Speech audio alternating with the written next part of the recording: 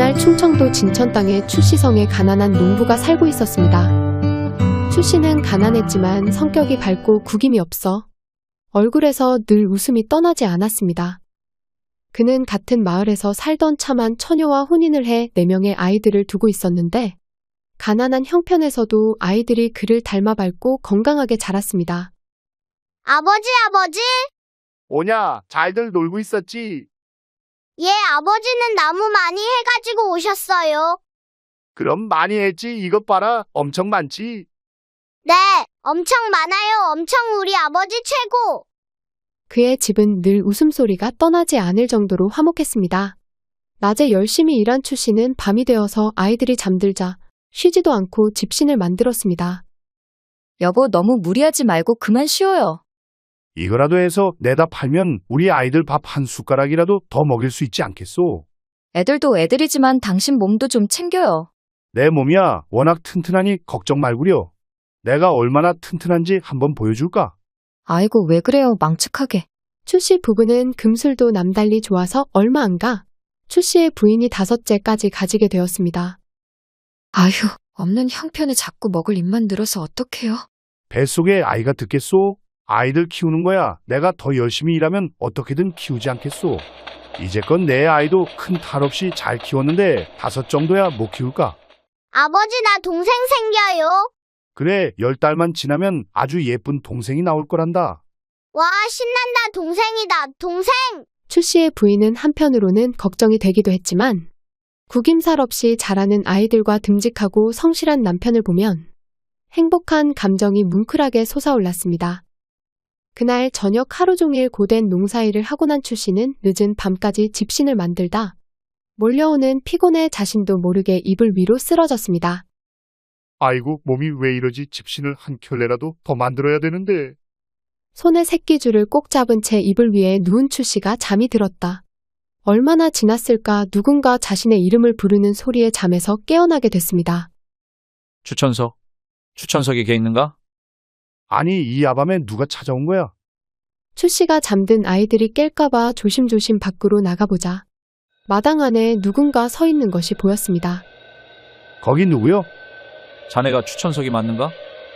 내가 추천석이 맞소만 이 늦은 밤에 무슨 일로 날 찾은 것이오? 그럼 나와 함께 가세나? 말이 끝나기 무섭게 서 있던 사람이 추씨의 앞으로 다가오자 그를 본 추씨가 화들짝 놀라고 말았습니다. 다 당신은 누구시오? 나 말인가? 나는 자네를 데리러 온 저승사자일세. 내 저승사자요. 그렇네.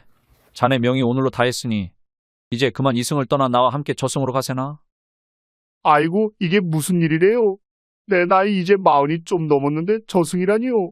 저 어린 것들을 두고 제가 어떻게 떠나요? 전 못 떠나는구만요. 누구나 자신의 명이 다 있는 법. 아무리 발버둥 쳐봐야 소용없으니 나와 가세나? 자네를 보니 선하게 살아온 것 같아 험한 술을 쓰기 싫으니 그만 단념하시게. 아이고, 이를 어째. 추씨가 눈물 범벅이 되어 저승사자에게 사정했지만 통할 리가 없었고 한참 만에야 체념한 추씨는 잠든 아이들의 얼굴을 보며 슬픔을 참을 수 없었습니다. 내 새끼들, 이런 예쁜 것들을 두고 내가 어떻게 떠나는가? 잠든 아이들의 얼굴을 쓰다듬던 추씨가 옆에 있던 자신의 부인을 보고 눈물을 흘렸습니다. 여보, 그때 밖에서 저승사자의 목소리가 들렸습니다. 그만하고 가세. 이만하면 자네 사정을 많이 봐준 것이니 더 지체했다가는 큰일이 벌어질 걸세. 예, 나갑니다요. 결국 정든 집과 사랑하는 가족들을 두고 추씨는 저승사자의 뒤를 따랐습니다. 두 사람이 한참을 걸어 어느 강가에 도착해 나룻배 한 척이 있자 저승사자가 추씨를 배에 태우고 강을 건넜습니다. 이 강은 이승과 저승의 경계에 있는 강일세. 이 강만 넘으면 곧 저승이니 이제 그만 미련을 버리시게. 예, 근데 그게 말처럼 쉽게 되나요? 두고 온 가족 생각에 계속 눈물을 흘리는 추씨를 저승사자가 안쓰럽게 바라보다 강을 건너 그를 염라대왕이 기다리고 있는 명부로 데리고 갔습니다. 분부대로 추천석이를 데리고 왔습니다. 그래, 그대가 추천석인가? 추씨가 염라대왕 앞에 무릎을 꿇고 대답했습니다. 예, 제가 진천 사는 추천석이 맞습니다요. 그래, 어디 보자. 주시라. 그래, 여기 있구만. 그래, 너의 생년 생월 생시를 말해보거라. 예, 저는 정사년 2월 5일 해시에 태어났습니다요. 그래 사자는 가서 이자의 창고를 보고 업보대로 처리를 하거라. 4명을 받사옵니다. 염라대왕의 말에 저승사자가 추씨를 데려가려고 할 때 염라대왕이 갑자기 놀라며 소리쳤습니다. 잠깐, 아까 뭐라고 했지? 뭘 말씀이십니까? 아까 분명 진천에서 왔다고 했는가? 예, 저는 충청도 진천에 사는 추천석이옵니다. 추씨의 말에 염라대왕이 들고 있던 서책을 보더니 화를 버럭 냈습니다. 생년생시가 같은 추천석이가 둘이로구나.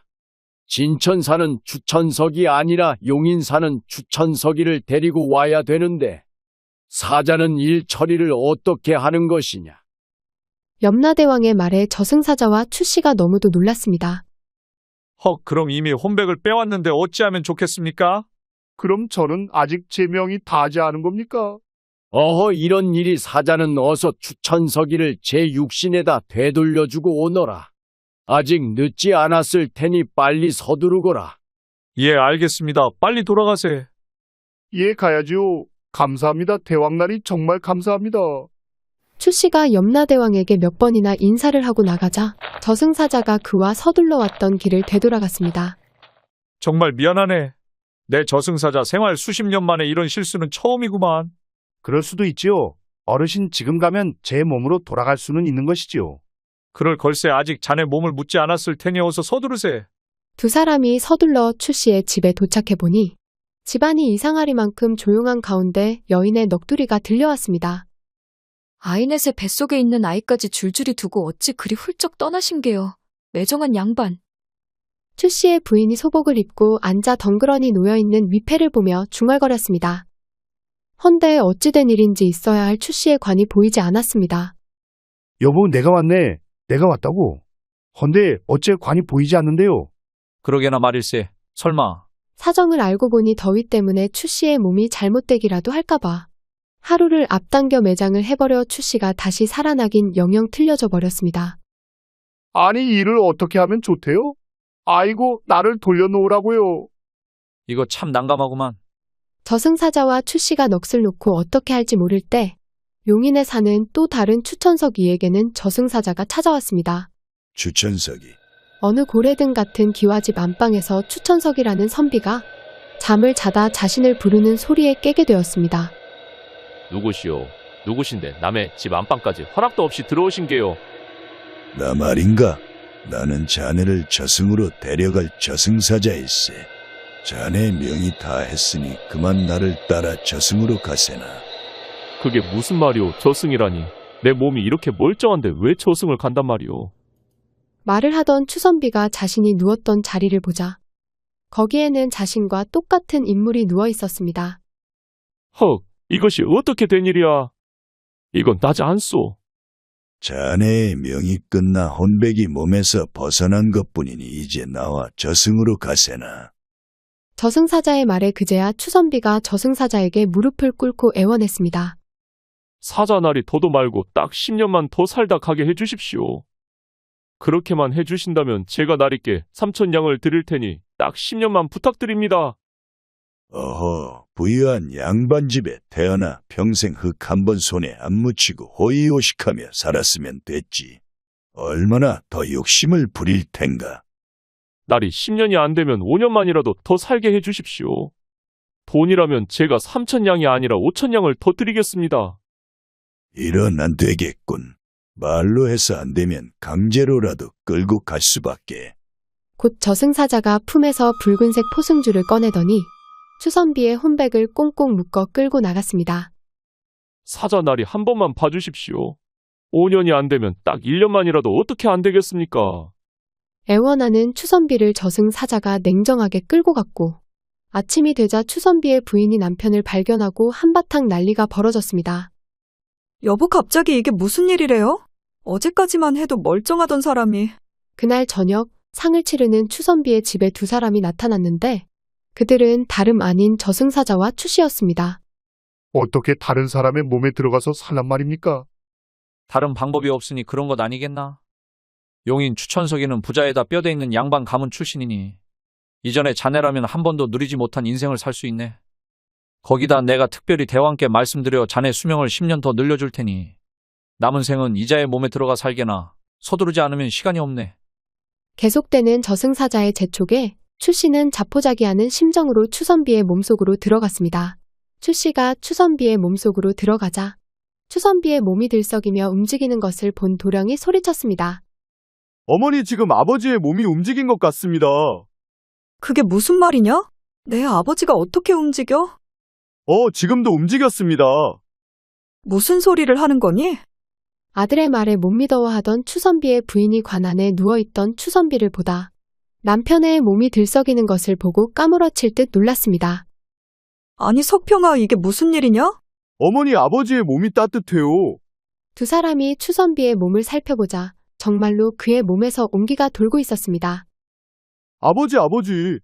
여보, 도령이 추선비를 흔들며 불러보자 잠시 후 추선비가 눈을 뜨고 두 사람을 쳐다보았습니다. 정말로 깨어나셨군요, 여보. 하늘이 도우셨어요. 아버지 정신이 드신 거예요. 추선비는 그들을 얼떨떨한 눈으로 쳐다보다 곧 어떻게 된 일인지 깨닫고 벌떡 일어나 부인의 앞에 무릎을 꿇고 말했습니다. 마님, 그것이 저는 이댁 어르신이 아니고 진천사는 추천석이라고 합니다. 저승 사자의 실수로 저승에 갔다 돌아왔는데 제 몸을 매장해버려 어쩔 수 없이 어르신의 몸으로 들어올 수밖에 없었습니다요. 여보, 왜 그러셔요? 어디가 불편하셔요? 안 되겠다. 내가 가서 행랑 아범에게 의원을 모셔오게 하거라. 예, 어머님. 아니, 그렇게 하지 마셔요. 전 조금도 아프지 않고 이제 제 집으로 갈 테니 신경 쓰지 않으셔도 됩니다요. 부인과 도령은 횡설수설하는 추선비를 붙잡고 말리다 한참 만에야 진정시켰고 의원까지 불러와 진맥을 해보았습니다. 의원님 어떤가요?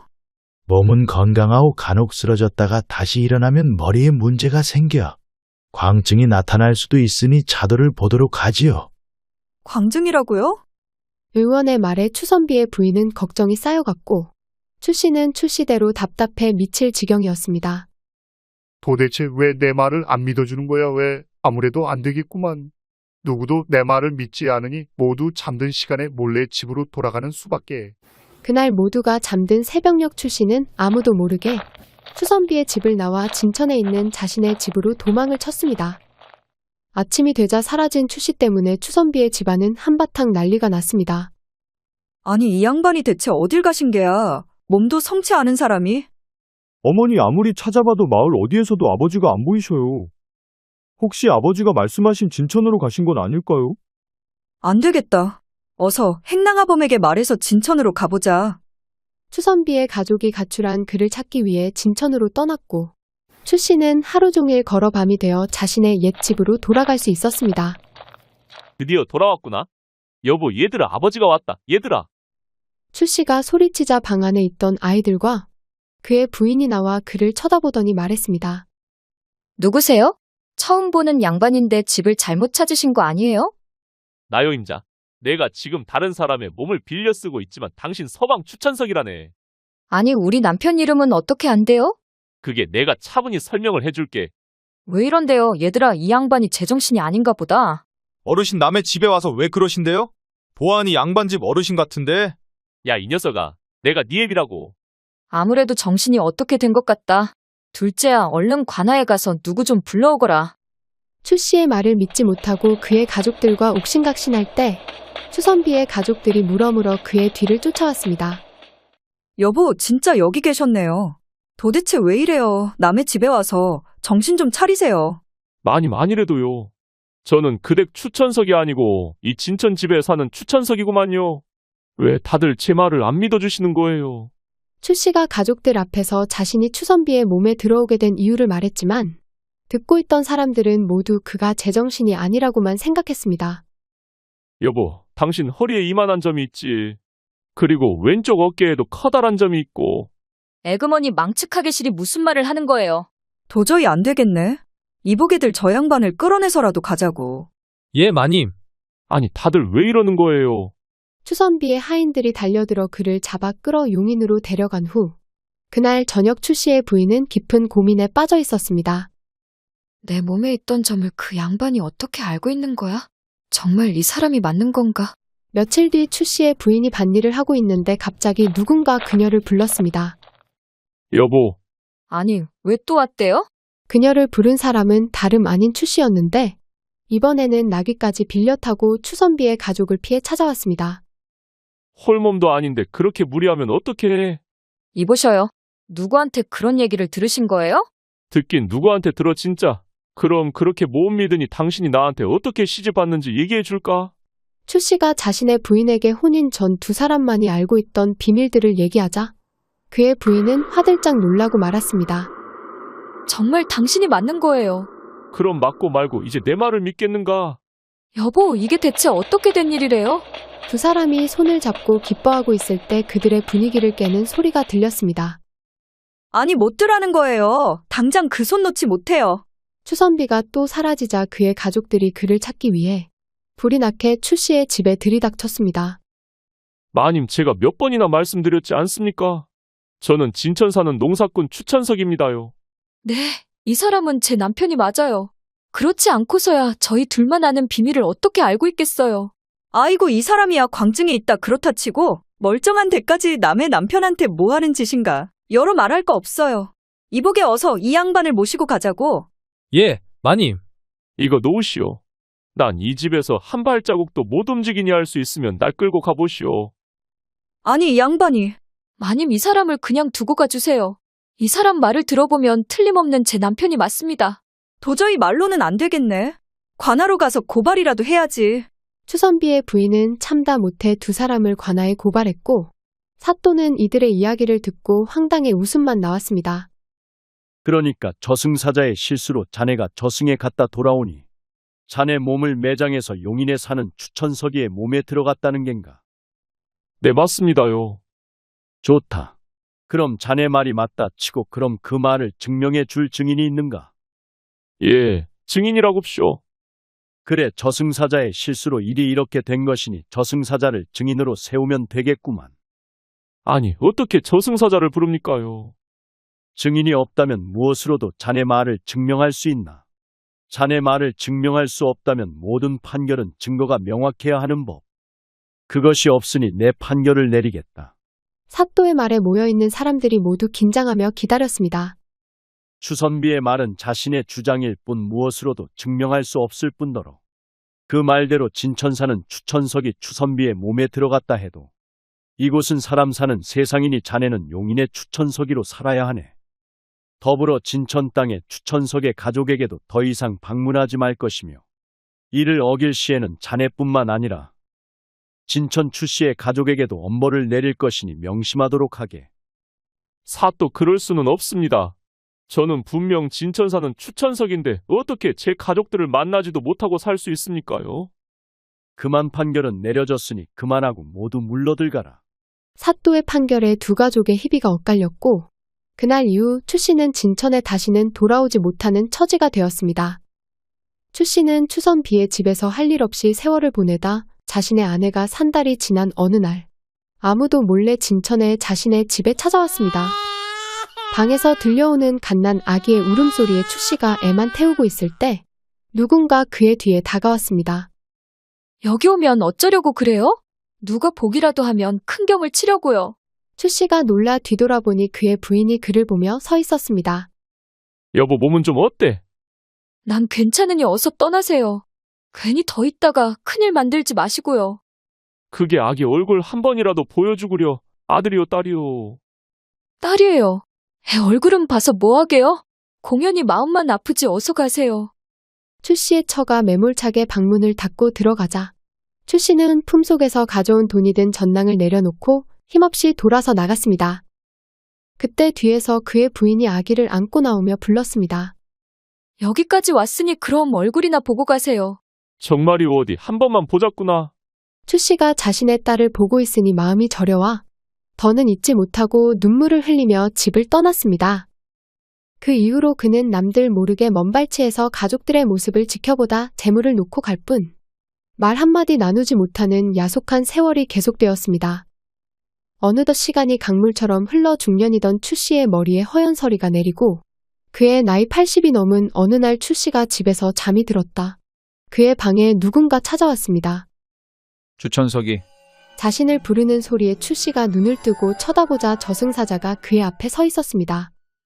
사자 어르신 이제 오셨구만요. 그래, 그동안 잘 지내셨는가? 그냥 저냥 지냈지요. 어르신이 언제 오시나 한참을 기다렸네요. 나를 왜 추선비로 사는 생이 즐겁지 않았었나? 즐거웠냐고요? 아이고 그런 말 마셔요. 멀쩡한 가족들 두고 먼발치에서 쳐다만 보면서 만나지도 못하는 가족들 생각에 속은 매일같이 새까맣게 타들어가는데 옆에 있는 이 사람한테도 몹쓸 짓이었구만요. 사람은 그저 없어도 제 식구하고 몸 부딪혀가며 사는 게 제일이지요. 그런가? 그렇다면 다음 생에는 더 좋은 생을 살면 되겠구만. 이제는 그만 나와 가세나? 예, 그렇게 하지요. 저승사자의 뒤를 따라가던 추씨가 걸음을 걷다 물었습니다. 그 사람은 어떻게 됐는지 알려주실 수 있으세요? 자네의 처말인가? 예, 10년 전에 좋은 곳으로 갔다네. 또 아는가? 인연이 있다면 다음 생에 만날 수 있을지? 예, 그럴 수 있으면 더 바랄 게 없겠네요. 그만 가시지요. 그렇게 추씨는 저승사자를 따라 길을 떠났고 이 이야기로 생거진천 사거 용인이라는 살아서는 진천 땅이 좋고 사후에는 용인 땅이 좋다는 말이 유래됐다고 합니다.